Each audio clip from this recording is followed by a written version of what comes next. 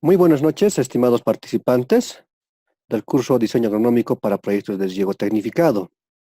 En esta oportunidad, en esta sesión webinar, vamos a explicar de manera práctica la primera parte de introducción de información o las características generales de introducción de información de ambos paquetes informáticos, que son el CROWAT y el ABRO. ¿Por qué hemos implementado esta comparación? Ambos me permiten poder determinar las necesidades hídricas de los cultivos, que es un requerimiento fundamental para todo diseño de proyecto de riego. En tal sentido, nosotros iniciamos siempre para poder satisfacer la demanda que tiene nuestra área de riego y dentro del área de riego qué cultivos se están produciendo y cuál es la necesidad referente al agua que debemos nosotros de abastecer. Bajo esa lógica, partimos consultando a estos dos paquetes informáticos, los cuales me van a brindar información referente a tres factores: el coeficiente de cultivo, la evapotranspiración, que he denominado también como ETO, de cultivo de referencia, y el cual me va a determinar la evapotranspiración o las necesidades de riego. Acá también influencia o tiene participación la precipitación efectiva, ya que el requerimiento de los cultivos total va a ser igual al requerimiento total del cultivo menos la precipitación efectiva. Y ese va a ser el requerimiento o las necesidades que tengan el cultivo en los diferentes meses. En tal sentido, vamos a ir indicando, partiendo de esta gráfica, que es muy importante, porque acá se resume la información que nosotros requerimos para poder realizar el diseño agronómico. ¿Qué información primordial requerimos nosotros?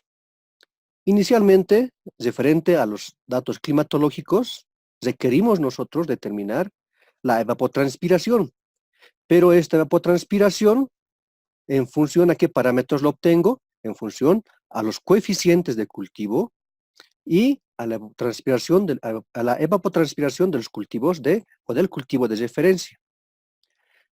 Y la multiplicación de ambos factores me va a poder determinar la evapotranspiración. Existen varias metodologías para determinar la evapotranspiración.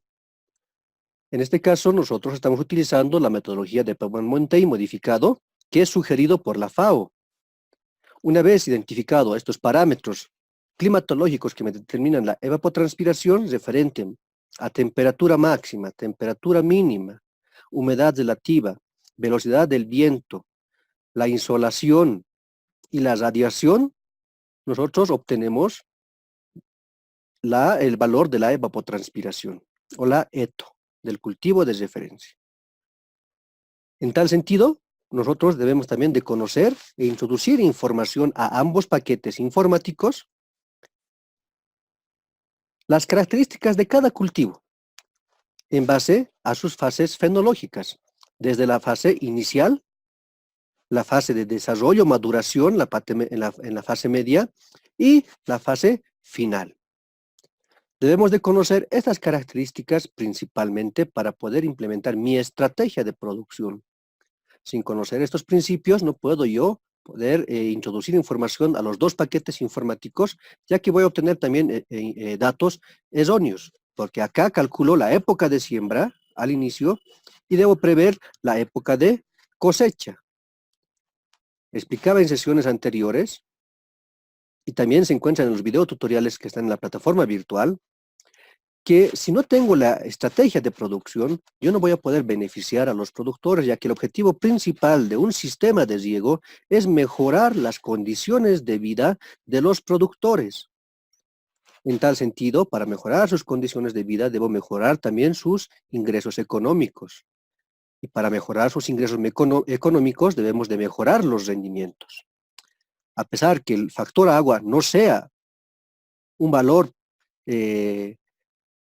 que tenga su peso específico en la producción, el conjunto de los factores, llámese suelo, clima, variedad de la semilla que yo voy a introducir y lo que es el agua, me hacen el factor o las características de la producción. La interacción de esos factores me van a permitir obtener buenos rendimientos. Pero también es primordial abastecer de los requerimientos hídricos a los cultivos que yo estoy planteando. Por otro lado, debemos también nosotros incorporar y conocer información de las características edáficas, ya que es en esta zona, en la zona radicular, donde nosotros debemos de abastecer el volumen de agua determinado. Nosotros debemos de cubrir esta zona radicular para que las plantas se puedan desarrollar de manera normal, de manera eficiente, y podamos obtener buenos rendimientos, buenos resultados y también poder tener buenas cosechas en las fechas determinadas o programadas donde los precios también están elevados, existan buenos precios, ¿sí? Y eso repercute bastante en los ingresos de los productores. ¿Qué factores me interesan acá en la zona radicular? Necesito saber características referente a la textura, el porcentaje de arena, limo y arcilla, que me da la clase textural. Puede ser un franco arenoso, franco arcilloso, franco limo arcilloso, los cuales me van a determinar también características referentes a la capacidad de campo y el punto de marchitez permanente. Por otro lado, es importante conocer las características de la densidad aparente para poder determinar la lámina neta.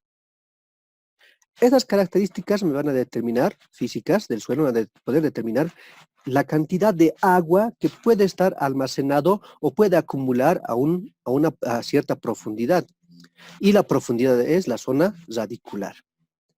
Todas estas características, desde los factores climáticos, factores de los cultivos referentes al comportamiento de su desarrollo, desde la siembra, el desarrollo, el macollamiento, la floración, la fructificación, la maduración y la cosecha, los factores edáficos de textura, densidad aparente, la porosidad,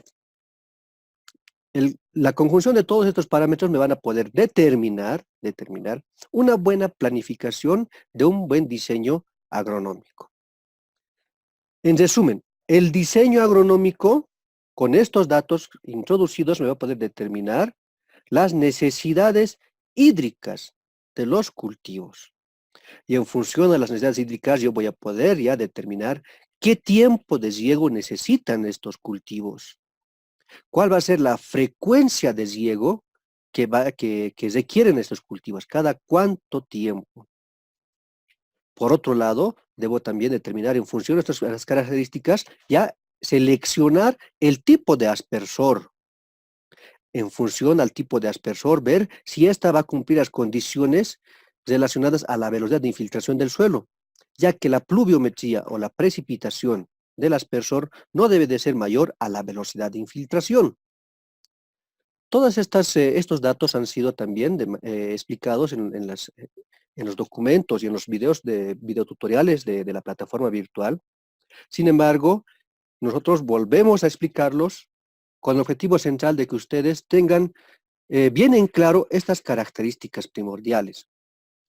¿Cómo empiezo a determinar o a diseñar mi sistema de riego tecnificado? Empiezo en base a los requerimientos que me piden los cultivos. Y esos requerimientos están en función a factores climáticos, factores del cultivo y factores edáficos.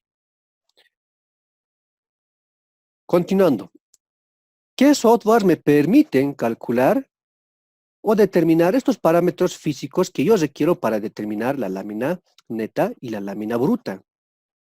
Vamos a recurrir nosotros para determinar con el software Crobat y también para el software Abro, una vez obtenidos los datos referentes a capacidad de campo, punto de marchitez permanente, el porcentaje de saturación, el agua almacenada en el suelo, el agua totalmente disponible, que va a estar en centímetros por centímetro, la conductividad hidráulica, que lo vamos a considerar nosotros como la velocidad de infiltración a un porcentaje de saturación que tengo acá, ¿sí?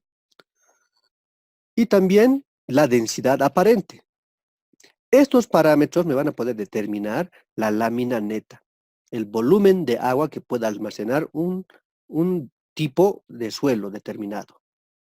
Voy a introducir información acá en este software, el Soil Water, factores de arcilla, porcentaje de arcilla y porcentaje de arena. Y en función de esos parámetros voy a determinar, el software me puede determinar de manera automática los datos que yo requiero para determinar y obtener la lámina neta. Bien. En función de estas características o estos parámetros, yo voy a determinar la lámina neta con estas fórmulas, que son la capacidad de campo menos el punto de marchitez permanente dividido entre 100 por la densidad aparente y por la profundidad. Sin embargo, es muy importante mencionar que existe un factor de agotamiento o un criterio de riego, la cual se denota acá, en esta otra fórmula, lámina neta real, la que yo realmente debo de aplicar. La capacidad de campo menos el punto de marchitez permanente dividido entre 100 por este factor 0,5, que es mi criterio de riego. Es decir, que cuando la diferencia de la capacidad de campo y el punto de marchitez permanente se encuentran al 50% de humedad, o haya perdido el 50%, nosotros vamos a aplicar el riego. Aplicamos el riego. Pero este factor de 0,5 nosotros podemos cambiar, puede ser tal vez un factor 0,6, un 0,7 o un 0,8, para poder garantizar que cuando pierda ya un 80%, un 20% y el restante es 80% de humedad, yo voy a aplicar el riego. Así garantizando a que la planta no tenga su estrés, no generemos y ocasionemos estrés hídrico, ya que el estrés hídrico va a afectar en el desarrollo en las diferentes fases fenológicas.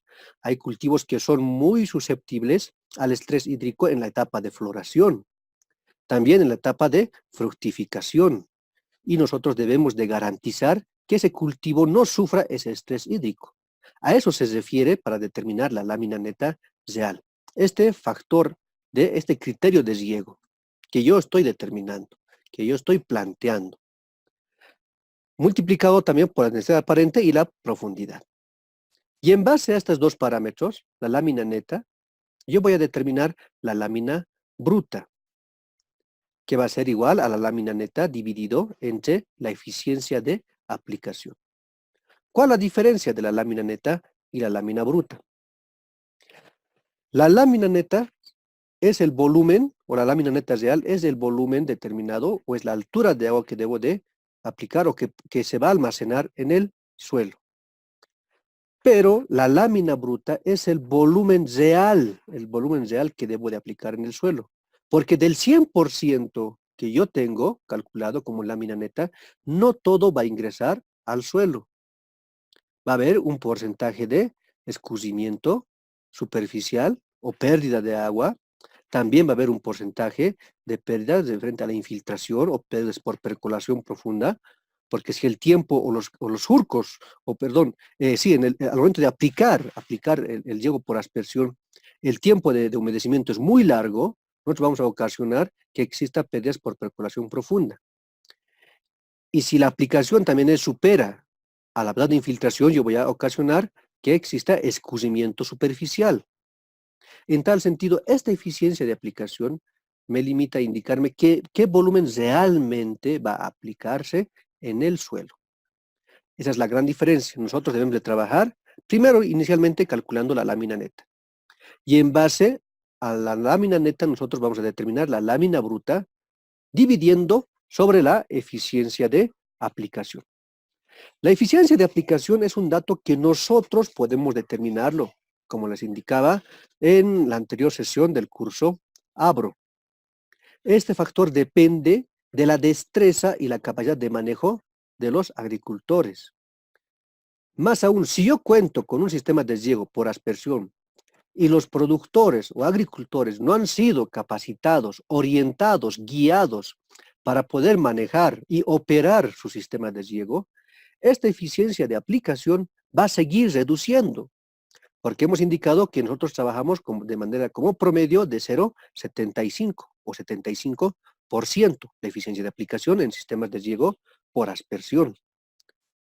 Reitero, y si no he capacitado de manera efectiva si el asistente técnico o el acompañante, y también en la fase de elaboración de estudios, no se ha socializado, indicando que es muy importante la participación y el conocimiento de los agricultores en el manejo adecuado, uso de los equipos, la manipulación del equipo, esta eficiencia no va a ser 0,75, va a reducir a 0,60, 0,50. En vez de seguir aprovechando mayor los volúmenes de agua, sigue echando a perder. En tal sentido, explico de manera general o también de manera detallada la diferencia entre la lámina neta y la lámina bruta. Más adelante vamos a ver para qué me sirve cada una de estas. ¿Por qué estoy calculando la lámina neta y por qué estoy calculando la lámina bruta? Acá tenemos un resumen de los porcentajes que les indicaba del riego por aspersión, que está de 0,60, de 65 a 80. Nosotros debemos introducir como eficiencia de aplicación de 65 a 80%. Como promedio nosotros colocamos en el abro de 75. Pero esto es manejable como les indicaba. Si yo he hecho una buena capacitación, puedo un poco arriesgarme y poder sostener y solventar que va a ser un 80 o 0,8 la eficiencia de aplicación. Todo depende de cómo yo lo esté planteando como proyectista y todo depende de cómo también yo lo esté aplicando en la etapa de acompañamiento y asistencia técnica. Referente al requerimiento de riego que yo voy a obtener en función a los datos que he introducido a ambos paquetes informáticos, y en base a la profundidad radicular yo voy a determinar la lámina de riego. Y en base a la lámina de riego, que es la lámina neta, voy a determinar el intervalo de riego, denominado también la frecuencia de riego. Cada cuántos días yo voy a aplicar. ¿Sí? Que va a ser la relación entre la lámina que tengo, la profundidad referente a lo que es a la lámina de riego que tengo yo determinado de 113 milímetros en función a la profundidad. La lámina neta va a ser igual, como les indicaba, a la capacidad de campo menos el punto de embaches permanente por el factor de agotamiento, por la densidad aparente y la profundidad. Y tengan en cuenta que los cultivos que yo voy a plantear en mi proyecto, generalmente de una agricultura familiar, tenemos varios cultivos. No solamente se plantea un solo cultivo, ya que en las zonas existe rotación de cultivos. En tal sentido, no todos van a llegar a la alfalfa en la zona de riego, no todos van a cegar cebada, no todos van a sembrar papa. Algunos van a sembrar papa, otros quinoa, otros trigo, otros alfalfa, otros sembrarán cebolla, y en función a sus profundidades radiculares, yo voy determinando los intervalos de riego. Y como les indicaba, de manera teórica generalmente nosotros queremos calcular estas frecuencias, estos intervalos de riego para cada cultivo, y en la práctica no es así. Nosotros debemos determinar la frecuencia de riego en función a los cultivos de predominancia. Esa yo voy a ir explicándolo posteriormente. Vamos a ver también el número de riegos por ciclo. ¿Cuántas veces debo yo desriegar para satisfacer las necesidades del cultivo? Si el cultivo tiene una duración de 270 días, la cebada 120, la papa 180, la quinoa 240, el trigo 270, cada una de ellas, para satisfacer sus necesidades durante su ciclo vegetativo, tienen diferentes requerimientos en base a lo que es al número de riegos durante su ciclo vegetativo. Tengo una frecuencia de riegos de 23 días, 17 días, 11 días. Es decir, que cada 23 días debo de llegar a la alfalfa. Entonces, es una variedad o es una especie, es un cultivo que tiene mayor resistencia. La cebada de 17 días, la papa 11 días, la quinoa 17 y el trigo 17. En función a este análisis, yo puedo determinar y recomendar de manera práctica una frecuencia de riego de 12 días o 15 días, o variar en función a los turnos que tengan las comunidades. Yo debo también de acomodarme a los turnos que ellos tienen ya establecidos hace generaciones tras generaciones y hace varios años sus turnos de riego. Entonces ellos tienen sus turnos de riego cada 6 días, cada 8 días, en base, si son dedicados al tema de hortalizas, cada 8 días, 8 o 9 días. Y si tienen destinado su producción al tema de cebolla, al tema de papa, de zanahoria, lo tienen cada 12 días. Entonces, esas frecuencias de riego también debo de considerar al momento de determinar los números de riego. Posteriormente, al requerimiento de los cultivos, al volumen que debo yo de satisfacer, debo de proceder a calcular el tipo de aspersor. Existe una gama y una infinidad de aspersores, pero yo debo de elegir el que más se adecue y el que más se adopte en base a datos técnicos. ¿Qué volumen o cuál es la descarga que tiene este aspersor? Si realmente este aspersor que yo he encontrado en catálogos existe acá en Bolivia o todavía no lo están importando, es muy importante eso. Ver también el costo de estos aspersores, ya que muchos proyectos de riego se caen porque estamos planteando proyectos o aspersores muy caros, existiendo también la necesidad de poder reducir estos costos con aspersores que pueden satisfacer las necesidades. Es necesario generalmente elegir aspersores que sean comerciales en el mercado. En tal sentido, nosotros vamos a desarrollar o elegir las pulgadas comerciales de 3/4 para los aspersores, ¿sí? Que son más comunes. Acá tenemos una referencia de este aspersor que me indica que el macho es de media pulgada y la hembra de 3/4. ¿Sí? Entonces, es muy importante conocer estas características porque puedo tal vez yo seleccionar un aspersor cuyo diámetro de ingreso sea de 2 pulgadas, por decir. ¿Sí? Y que no es necesario tener ese diámetro, ¿no? Y tal vez muchos aspersores no se adaptan. Vamos a tener que hacer acoples, reducir los diámetros y es comprar más accesorios. Es que en ese sentido debemos de tratar de hacer lo más fácil posible, lo más manipulable posible para los productores, ya que ellos, si no los indicamos el manejo adecuado, lo van a dejar los aspersores y ya no van a usar y van a dedicarse a regar de manera tradicional, que es por inundación, con la única condición de que su red de conducción y distribución está con tubería, ¿sí? Ya no hay muchas pérdidas, pero la aplicación es por inundación, ¿no? Entonces es muy importante tener en cuenta estos aspectos.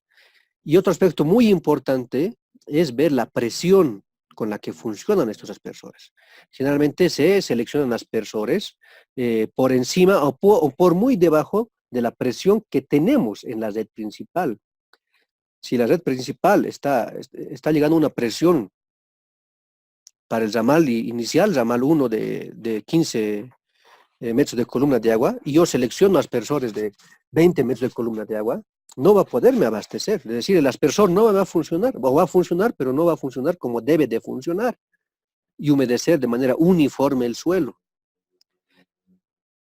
Aspecto muy importante y que debemos de analizar, que es la presión. Pero en este momento, en este curso, solamente vamos a ver nosotros el diseño agronómico, es decir, el requerimiento que tiene el cultivo y con qué tipo de aspersor yo puedo satisfacer esos requerimientos. Existe, como les indicaba, una gama de aspersores, pero muchos aspersores también me brindan la información de sus características técnicas, ¿no? Vienen diferentes esquemas, ¿sí? Esquemas que vienen en color rojo, verde, azul, negro, y también dentro de estos esquemas vienen subesquemas en algunos aspersores. Me indica la presión que tiene cada uno de estos aspersores con la que puede trabajar, el caudal, que está en metros cúbicos hora, puede estar en litros segundo, o en otras unidades que ya puedo trabajar, y muchas veces nosotros un poco nos sorprendemos en decir, esto está en litros por segundo, pero necesito en metros cúbicos por hora. Y debemos de manejar las unidades de transformación, no solamente es hacer transformación de unidades.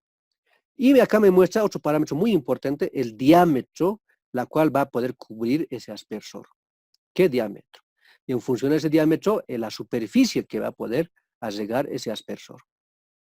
Tengamos en cuenta que generalmente en muchos de nuestros sistemas de riego, de los valles generalmente, donde se aplica, las parcelas son pequeñas, no son parcelas muy extensas, ¿sí? Se está llegando ya a los minifundios, donde nosotros debemos de adoptar aspersores que puedan cubrir esas necesidades de esas parcelas también. No me sirve de nada tener un diámetro muy grande, sabiendo que la parcela no, pues no tiene ni 21 metros de ancho. La parcela puede tener solamente 10 metros de ancho, entonces debo de reducir el diámetro del aspersor, buscar un aspersor que tenga ese diámetro de 10 metros, de 15 metros, ¿sí? O de 7 metros.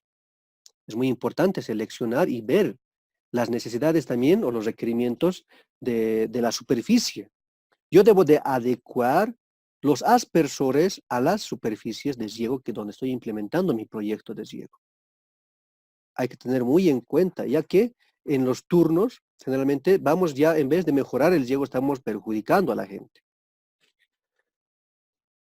¿Qué es lo que vamos a ver también? Otro parámetro muy importante para el implementar los sistemas de riego por aspersión, que es el viento. La velocidad del viento juega un papel muy importante.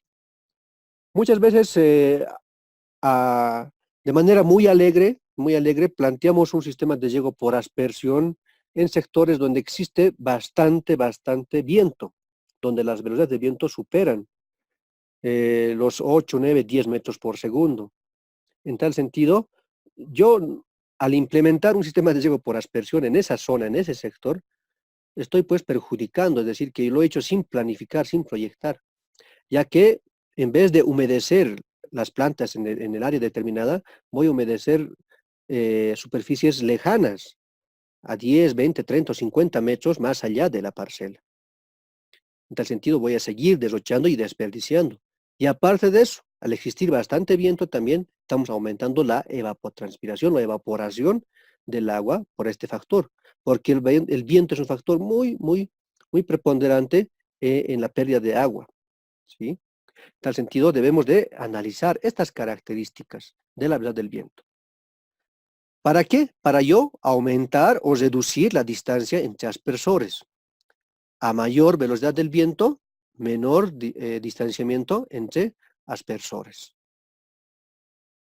Para el solapamiento, si no existe viento en la zona, se recomienda que exista un 65% del diámetro para poder transponer entre aspersores, para poder solapar el área de humedecimiento.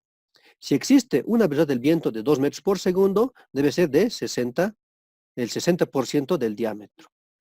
Si es similar o igual a 3.5 metros por segundo, debe ser el 50% del diámetro. Si el diámetro es de 12 metros, yo debo de solapar 6 metros. Es lo que me está indicando acá. ¿Sí? Ahora, si es superior a los 3.5 metros por segundo, la velocidad del viento debe ser el solapamiento del 30% del diámetro. 30%.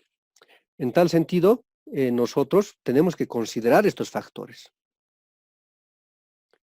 ¿Qué vamos a ir calculando, determinando? Necesitamos determinar la cobertura que cubre el aspersor, el área de humedecimiento, que va a estar en función a esta relación, a estas fórmulas, que es igual el área de espaciamiento o la cobertura que debo de mojar yo con el aspersor, que va a ser al espaciamiento entre aspersores por el espaciamiento entre laterales. En el siguiente gráfico mostramos este esquema.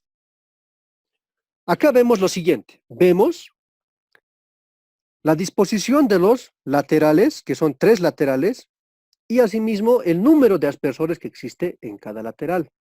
Entonces, para determinar el área de humedecimiento de cada aspersor, multiplico la distancia entre aspersores por la distancia entre laterales.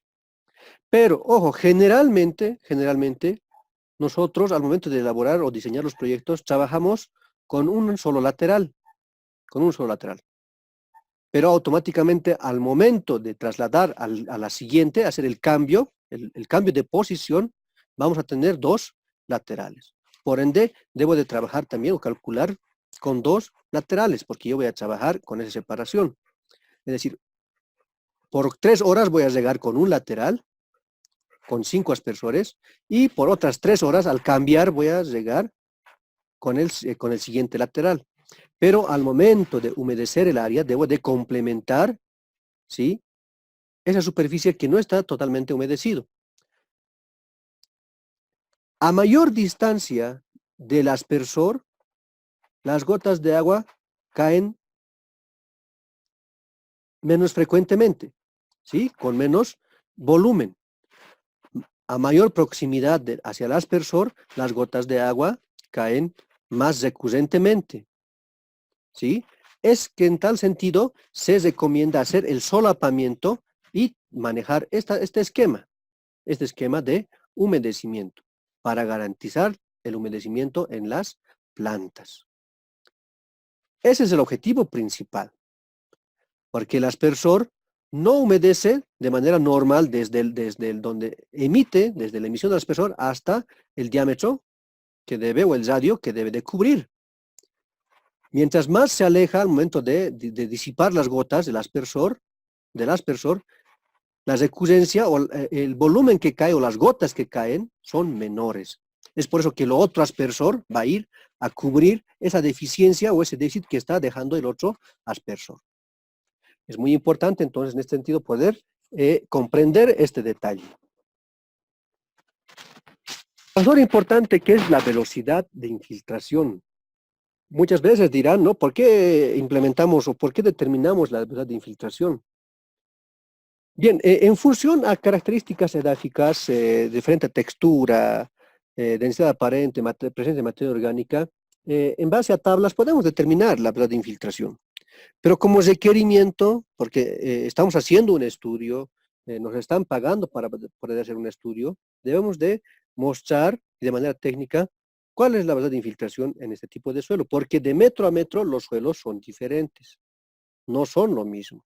Tendrán una similitud en la textura, pero la estructura es muy diferente. En tal sentido, debemos de hacer estas pruebas de infiltración y determinar la infiltración, la velocidad de infiltración no instantánea, la velocidad de infiltración acumulada, básica, tampoco la acumulada, la velocidad de infiltración básica. En función a la velocidad de infiltración básica, yo voy a poder determinar y saber cuánto es. Y en función a eso, ver y seleccionar el tipo de aspersor. ¿Cómo determino yo la pluviometría del aspersor para ver si es mayor o es menor a la velocidad de infiltración? Determino con la siguiente relación. El caudal del aspersor que yo he elegido, multiplicado por 1000, dividido entre el área de la cobertura del aspersor. ¿Sí? El área útil que va a humedecer el aspersor. Con esta relación yo voy a poder determinar cuánto está lloviendo, porque el aspersor es una simulación de una lluvia, ¿sí? De una lluvia artificial. Cuánto está lloviendo, ¿sí? En una determinada superficie. Y al determinar la pluviometría, la intensidad de precipitación del aspersor, yo voy a ver si es mayor o es menor a la de infiltración básica. La pluviometría tiene que ser, y ojo, ¿no? Esta recomendación tiene que ser siempre menor a la velocidad de infiltración. ¿Por qué? Porque si yo implemento o adopto un aspersor donde su pluviometría va a ser mayor a la velocidad de infiltración, vamos a generar escorrentía superficial. Porque lo que queremos es nosotros que el agua vaya infiltrando de poco a poco de manera homogénea hasta la profundidad que nosotros requerimos de 30, 40, 50, 60 centímetros de profundidad. Entonces, en ese tiempo demorará en llegar o infiltrar o penetrar al suelo en 2 horas, 3 horas o 4 horas. Pero si la velocidad de infiltración es mayor, perdón, si la precipitación del aspersor o la intensidad de precipitación del aspersor o la pluviometría del aspersor es mayor a la velocidad de infiltración acumulada, yo voy a ocasionar de que el suelo se sature rápido a una profundidad de 10, 15 centímetros y empiece ya a escurrir el suelo, el agua sobre el suelo. Es decir, en vano estoy llevando un aspersor al área de riego, implementando este proyecto, si de igual manera se va a ir perdiendo por escorrentía superficial. Es por eso que nosotros necesitamos siempre calcular un aspersor que sea menor a la velocidad de infiltración acumulada. Para lo cual también yo requiero saber cuál es la velocidad de infiltración básica en mi área de riego. En tal sentido, generalmente se recomienda hacer 2 a 3 pruebas de velocidad de infiltración, ¿sí? En diferentes sectores. y poder obtener un promedio de la método de infiltración.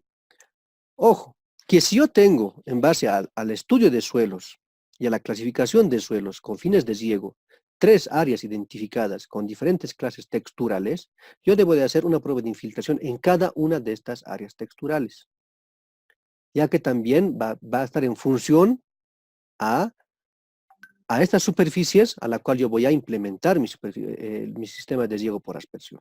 Es por eso que muchos proyectos vamos fracasando. Es decir, la gente dice que venía el ingeniero, nos ha dicho que vamos a regar tanto, el agua que va a ingresar no ingresa, está escurriendo, ¿no? Y nos dicen, no, han hecho mal los ingenieros, no conocen de proyecto, o nos han venido a engañar.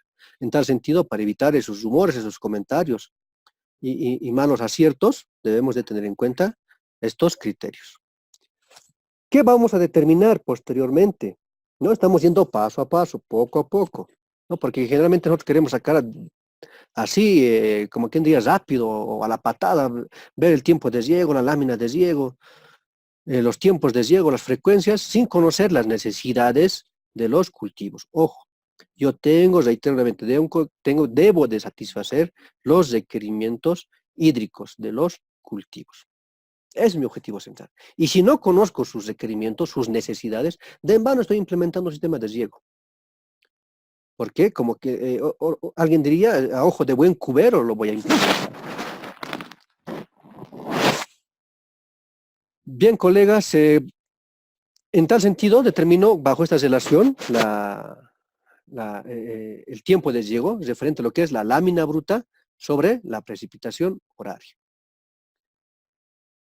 ¿Para qué me sirve la lámina neta y para qué me sirve la lámina bruta? La lámina bruta, la lámina neta me sirve para determinar la frecuencia de riego. ¿Sí? Ojo, la lámina neta me permite calcular la frecuencia de riego, cada cuántos días voy a regar. Sin embargo, la lámina bruta me permite, me permite calcular el tiempo de riego porque debo aquí decir qué volumen voy a aplicar. ¿Sí? Ojo que debemos de tener en cuenta esa diferencia entre ambas fórmulas. La lámina neta me permite determinar el tiempo o la frecuencia de riego y la lámina bruta el tiempo de riego. En base a la selección de estas características de los aspersores, aquí mostramos una gama de aspersores con diferentes características. ¿Sí? Vamos determinando el número de riegos por turno, por usuario, que va a estar en función del número de aspersores sobre el número de posiciones que yo voy a determinar. Ojo que al implementar una superficie de 1 hectárea, yo no puedo, por cuestión de presupuesto, no voy a poder implementar toda la hectárea completa con aspersores. Debo de aplicar una estrategia para reducir costos en posiciones. Puedo llegar a la hectárea en 4, 5 o 6 posiciones. De manera general e introductoria, estamos viendo o tal vez refrescando los documentos mostrados en la plataforma virtual. ¿Con qué objetivo? Para poder también seguir recalcando las estrategias, ¿sí?, de el diseño agronómico. Bien, hasta acá, colegas, de manera general e introductoria, he podido resumir lo que ustedes ya tenían o tienen en conocimiento en sus videos tutoriales. ¿Qué es lo que vamos a ver el día de hoy? Lo que queremos es mostrarles los ejercicios que están también en la plataforma virtual, pero ingresando de manera ya un poco más práctica la información de ambos paquetes.